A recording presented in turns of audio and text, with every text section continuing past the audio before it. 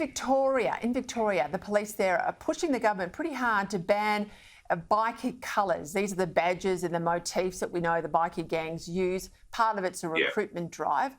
We also know the laws in Victoria are way more lax than other states.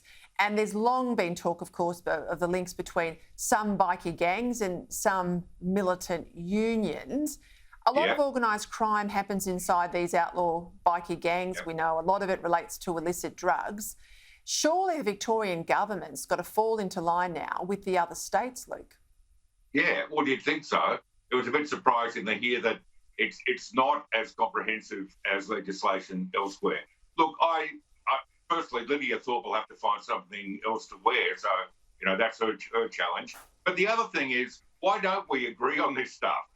You know, it seems obvious to me, if you introduce legislation in Queensland and say New South Wales, okay, they're not so bikie-friendly states anymore. Where can they go?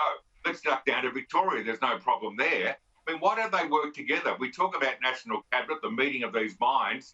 These are the obvious things, Peter, just in terms of getting the whole country right, moving together, the government should just do. I think, you know, good on the Victorian government for doing it, even though they're a few years late to the party. Please get it done.